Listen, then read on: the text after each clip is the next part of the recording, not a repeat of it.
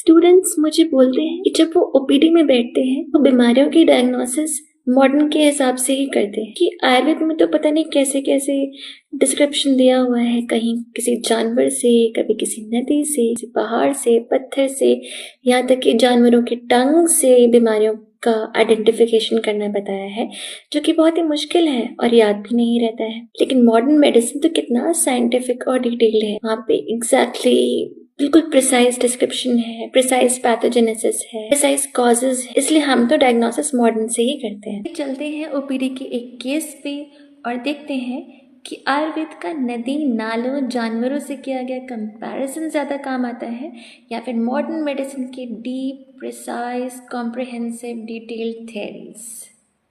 Suppose हम modern medicine के student हैं, ओपीडी में ये केस देखते हैं और हमारे सीनियर्स हमें सोरियासिस, इक्थियोसिस या फिर किसी और स्किन कंडीशन के बीच में डिफरेंशियल डायग्नोसिस बनाने को बोलते हैं।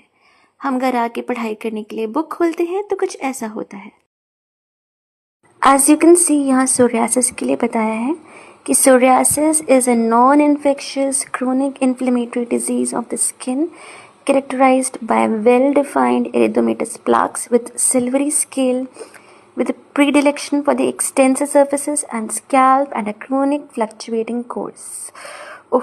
फिर पेशेंट की हिस्ट्री लेने के बाद, सिम्टम्स देखने के बाद और घर में जाके पढ़ाई करने के बाद हम एक फाइनल डायग्नोसिस पे आते हैं।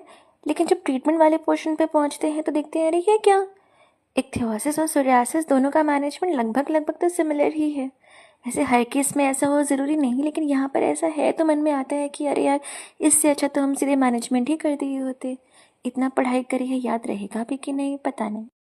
और वहीं अगर आप आयुर्वेद के पॉइंट ऑफ व्यू से इस बीमारी को देखते तो देखिएगा कैसे फटाफट सिर्फ 3 सिम्टम्स से हम जल्दी से डायग्नोसिस बनाकर जल्दी से ट्रीटमेंट चालू कर सकते हैं। और फिर उसके बाद मैं आपसे पूछूंगी कि कौन सा ज़्यादा क्लिनिकल लग रहा है और कौन सा ज़्यादा ईजियर मेथड टू डायग्नोसिस है, ये आपको डिसाइड करना है।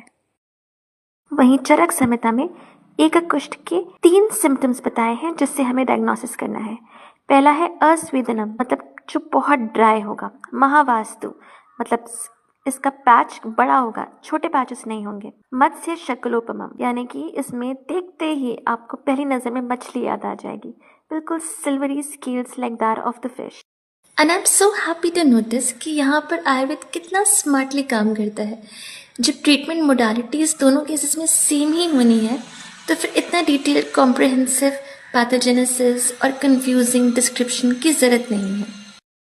And I love how it believes in spot diagnosis of ailments, then application of Panchnidan, and accurate and fast initiation of treatment in all the cases.